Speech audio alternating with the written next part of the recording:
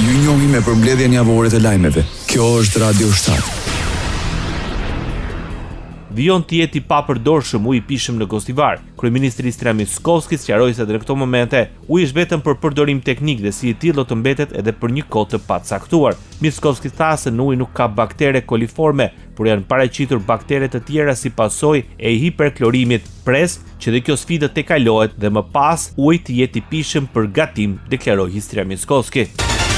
Ulet numri qytetarëve në Gostivar që kanë kërkuar ndihmë mjekësore për shkak të simptomave të enterokolitit. Sipas të dhënave më të fundit të Ministrisë së Shëndetësisë, gjatë 26 korrikut, institucionet publike shëndetësore në Gostivar janë vënë re 127 pacientë të rinj që për herë të parë kanë kërkuar ndihmë mjekësore për simptoma të lidhura me enterokolitin. Nga Ministria informoi se kjo shifër është shumë pak më e lartë në krahasim me ditën paraprake, por megjithatë mbetet dukshëm e ulët sesa në periudhën kur ishte arritur kulmi të prekurve nga infektimi me ujë. Ministri i Shëndetësisë i Maqedonisë së Veriut, Sasho Klekovski, paralajmëron se numri i rasteve të reja të raportuara nga epidemia në Gostivar është 109. Në këtë kushte është vendosur mbikëqyrje e përforcuar për fazën akute të pandemisë me qëllim monitorimin e sëmundjeve infektive që mund të shfaqen. Klekovski u bëri thirrje mjekëve të familjes dhe institucioneve shëndetësore në Gostivar që të fokusohen në sfidat e ardhshme, veçanërisht në monitorimin e hepatitit A dhe E, por dhe sëmundjeve të tjera infektive që mund të shfaqen pas epidemisë. Alianca për shqiptarët vlerëson se situata e krijuar në Gostivar pas problemeve me furnizimin me ujë po shkon drejt normalizimit të plot. Opozitarja shqiptare vlerësoi se shtabet e krizës në nivel qendror dhe lokal po funksionojnë në mënyrë efikase. Sipas Aliancës për shqiptarët, komuna e Gostivarit po bashkëpunon ngushtë me institucionet kompetente dhe ka vënë në dispozicion të gjitha kapacitetet e saj për tejkalimin sa më të shpejtë të situatës. Alianca për shqiptarët u bëri thirrje të gjithë subjekteve politike të mos e shfrytëzojnë situatën për përfitime politike në kurisë të qytetarëve. Politik. Kryetari i Kuvendit të Maqedonisë së Veriut, Afrim Gashi, akuzoi opozitën se po përpiqet të bllokojë miratimin e ligjit për përfaqësim të drejtë dhe adekuat. Ai ftoi të gjithë deputetët e opozitës të miratojnë projektin në Kuvend. Askush nuk e ka idenë dhe nuk e ka qëllimin që të kontrabandohet, për shkak se gjithë kjo procedurë, gjithë kjo përgatitje për atë ligj nuk mund të cilësohet në atë mënyrë. Unë po provoj që të krijohet hapësirë të diskutohet mes grupeve parlamentare që të kaloj një ligj aq i rëndësishëm që jemi duke e pritur 22 vite dhe nga ana tjetër po përgatitet 2 vite në instancat më të larta të ekspertëve të politikës e kështu me radhë. Deklaroi Afrim Gashi. Integrimi i Maqedonisë së Veriut në Bashkimin Evropian ishte në thelb të takimit ndërmjet kryetarit të Bashkimit Demokratik për Integrim, Ali Ahmeti, me ambasadoren e Mbretërisë Hollandës në Shkup, Özlem Kanel. Në njoftimin e shpërndar për mediat thuhet se Ahmeti nënvizoi se çdo vonesë mëtejshme në proceset integruese largon vendin nga perspektiva europiane, dobëson institucionet dhe krijon pasiguri politike, ekonomike dhe shoqërore. Gjatë takimit Ahmeti ka shprehur shqetësim për goditjen e vazhdueshme ndaj marrëveshjes së orit dhe arritjeve që garantojnë barazinë, kohezionin ndëretnik dhe stabilitetin e vendit. Koalicioni i qeverisës vlen akuzon BDI-n se urren shumicën e shqiptarëve që e dërguan në opozitë. Destruktiviteti i tyre dhe prirja për veshkatrim po marrin për masa shqetësuese, ata po bllokojnë ligjin për përfaqësim të drejtë dhe po punojnë drejt për drejt kundër njërit prej parimeve themelore të marrëveshjes së orit, deklarojnë nga Vlen. Sipas saj, për të shpëtuar përgjegjësisë penale për sjelljen e tyre korruptive në qeveritë e fundit të LSDM-s, grupi i vogël rreth Ahmetit po i ofrohet politikisht vëmëros me qëllim që kjo parti të fitojë më shumë se 60 deputet në zgjedhjet e ardhshme parlamentare. Përpjekja për të krijuar një pasqyrë të rem të drejtave të shqiptarëve është një tradhti ndaj kauzës shqiptare, apelojnë nga koalicioni i qeverisës në pushtet. Vlen. Arben Fetaj është dërguari special i Maqedonisë së Veriut për Bashkimin Evropian me seli në Bruksel. Vendimi është marrë nga Këshilli i Ministrave. Për zëvendës kryeministrit, ky është një kapitull i ri në shërbim të integrimit evropian të vendit. Detyra që më është besuar është të angazhohen për avancimin e procesit të integrimit evropian të vendit tonë, duke forcuar mbështetjen politike në institucionet dhe shtetet anëtare të BE-s, duke kontribuar në tejkalimin e sfidave politike dhe diplomatike, si dhe duke bërë zërin e Maqedonisë së Veriut më të fuqishëm dhe më të pranishëm në Bruksel dhe në kryeqytetet evropiane, deklaroi Fetaj. Sociale.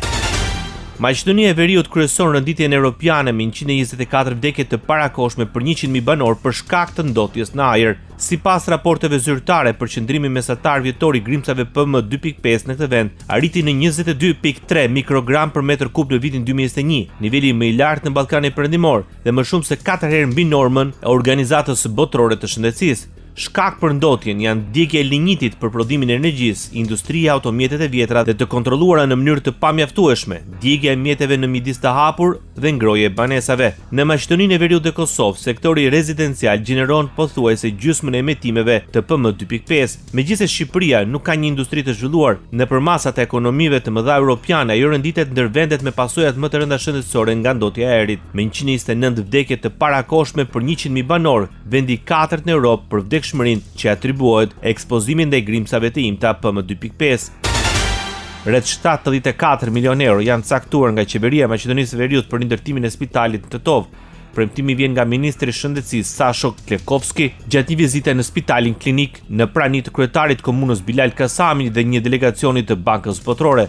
Vlera e parashikuar e investimit është 4.65 miliard denar ose rreth 74 milion euro, ndërsa modeli përfunduar i financimit do të përcaktohet pas përgatitjes së analizave të nevojshme dhe zbatimit të procedurave të parapara.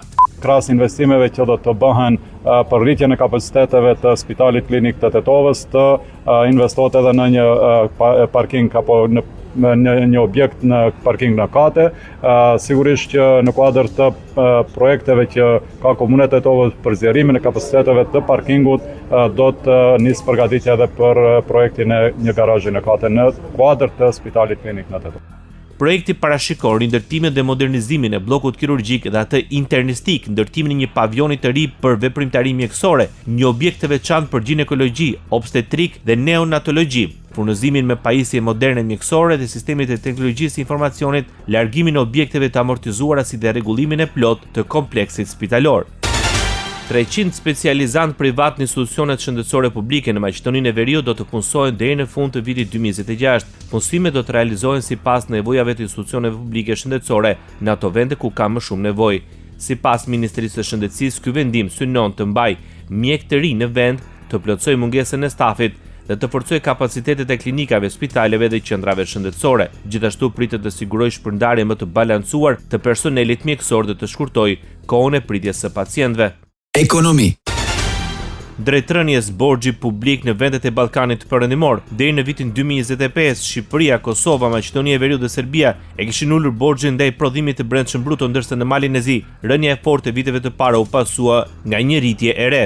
Kjo rritje u pasua dhe në Bosnjë dhe Hercegovinë. Borxhi i Malit të Zi arriti në 63.5% të prodhimit të brendshëm bruto, ndërsa ai i Shqipërisë në 52.9%. Pas tyre renditej Maqedonia e Veriut me 51.6%, Serbia me 44.4%, Bosnjë dhe Hercegovina me 27% dhe Kosova me 16.5%. Pavarësisht renditjes së lartë, Shqipëria ka shënuar uljen më të madhe të borxhit në rajon për gjatë periudhës analizuar. Raporti zbriti nga 74.1% e prodhimit të brendshëm bruto në vitin 2021 në 52.9% në vitin 2025. Pritshmërit janë në 50.3% në vitin 2027. Kosova vijon të renditet me nivelin më të ulët të borxhit publik në Ballkanin Perëndimor. Raporti zbriti nga 21.5% e prodhimit të brendshëm bruto në vitin 2021 në 16.5% në vitin 2025. Kryeministri i Maqedonisë së Veriut, Histria Miskovski, siguroi qytetarët se qeveria do të reagojë sipas nevojës për të ruajtur çmimet e ulta të karburanteve. Ne do të vazhdojmë të jemi shteti me çmimin më të ulët të benzinës dhe të naftës, edhe pse çmimi i bursës dhe prodhimi nuk varet nga ne, dhe nëse kemi të bëjmë një biznesmen të mirë apo të keq dhe një politikan të mirë apo të keq, të gjithë blejmë nga vendi i njëjtë, deklaroi kryeministri i Maqedonisë së Veriut. Reagimi erdhi pas rritjes së çmimeve në tregjet ndërkombëtare në kushtet e rikthimit të luftimeve mes Shteteve të Bashkuara të Amerikës dhe Iranit. Largohet një nga investitorët e huaj në Maqedoninë e Veriut. Kompania gjermane BMZ, e cila prodhon bateri litium-ion, ka marrë vendimin që deri në fund të vitit 2026 të mbyllë plotësisht fabrikën e saj të prodhimit në Shkup dhe të zhvendosë prodhimin në Poloni. Ky vendim biznesi prek rreth 100 persona që ishin të punësuar në fabrikën në Shkup, si dhe punësimet e tjera potenciale që ishin paralajmëruar gjatë promovimit të investimit rreth 3 vite më parë. Projektet në sektorin e energjisë, miniera dhe harmonizimi i legjislacionit me standardet europiane ishin në thelb të diskutimeve në takimin mes ministres së energjisë Maqedonisë së Veriut, Sanja Bozhinovska, me të ngarkuarën në punë të ambasadës së Shteteve të Bashkuara të Amerikës, Nicole Varnes. Ministrja Bozhinovska gjatë takimit informoi për ecurinë e punimeve ndërtimore lidhur me realizimin e interkonjektorit të gazit me Greqinë, i cili pritet të përfundojë gjatë vitit 2027, dhe lidhja e gazit me Serbinë. Krahas asaj u diskutua antarësimi zyrtar i Maqedonisë në korridorin vertikal të gazit në muajin shtator. Në Maqedoninë e Veriut vijon zbatimi i masave që ofrojnë mbështetje të drejtë për drejtë financiare për qytetarët dhe nxisin investimet në sisteme ngrohje më ekonomike, më efikase dhe më të pastra. Ministria e Energjetikës, Minierave dhe Lëndëve Minerale ka hapur thirrjen publike për ndarjen e subvencioneve për kyçjen e rrjetin e gazit natyror dhe për blerjen e kaldajes me gaz përmes së cilës anviserit duhet të marrin mbështetje financiare deri në 30.000 denar, përkatësisht deri në 70% të shpenzimeve të realizuara. Ministria rikujton se afati për dorëzimin e kërkesave është 31 tetori 2026, ndërsa të gjithë qytetarët e interesuar që i plotësojnë kushtet kanë kohë të mjaftueshme për ta shfrytzuar këtë mundësi. Shtetasit e Maqedonisë së Veriut vijojnë të hasin probleme në kufi. Me ndërimin e emrit të shtetit nuk njihen lejet e drejtimit të mjetit nga shteti italian dhe në mungesë të një marrëveshje të re, shumë emigrantë që punojnë atje rrezikojnë të humbasin vendet e punës. Ata që në patentën e shoferit e kanë emrin Maqedoni e Veriut kanë një vit afat pas leje qëndrimit në Gadishullin Apenin të konvertojnë ato në leje italiane, por kjo është e pamundur pa një marrëveshje të re.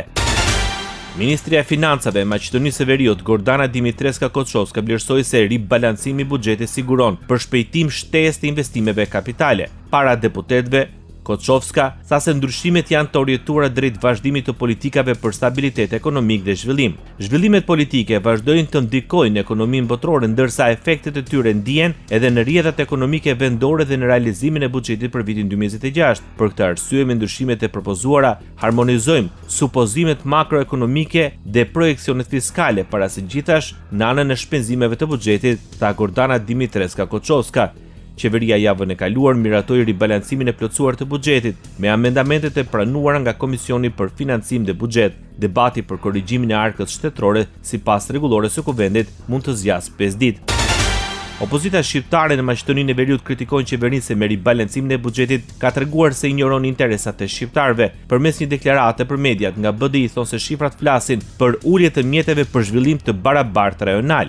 Opozitare shqiptare vlerëson se buxheti i shtetit nuk mund të jetë instrument i favorizimit politik, por instrument i zhvillimit të barabartë dhe i drejtësisë për të gjithë qytetarët.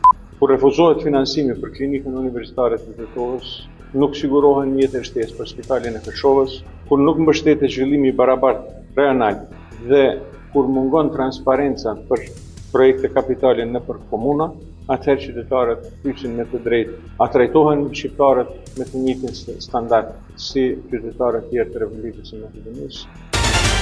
Ministria e Financave e Maqedonisë së Veriut, Gordana Dimitreska Koçovska, e vlerësoi ribalancimin e buxhetit për vitin 2026 se një nga rastet e ralla që vjen me rritje të zërave të shpenzimeve kapitale. Në intervistë televizive ajo informoi se nuk bëhet fjalë për transferime të rregullta, pasi për herë të parë rritja në krahun e shpenzimeve është rreth 6 miliard denar. Sipas ministres, e vetmja kategori ku është regjistruar niveli më i ulët i arkëtimit janë aksizat për shkak të masave të marra nga qeveria. Maqedonia shënon rritjen më të madhe të trafikut ajror dhe turizmit në Europë dhe Azinë Qendrore, vlerëson zëvendës kryeministri dhe ministri i transportit Aleksandar Nikolovski. Sipas tij, Maqedonia pavarësisht sfidave globale ka arritur rezultate rekord në aviacion dhe turizëm, rezultate që janë vlerësuar dhe në analizën e Bankës Botërore. Nikolovski tha se me një rritje vjetore prej 40% të ardhjeve të pasagerëve, Maqedonia është veçuar si vendi më i suksesshëm në Europë dhe Azinë Qendrore në këtë fushë. Ndoqët për mbledhjen javore të lajmeve. Kjo është Radio 7, zëri pozitiv i qytetit.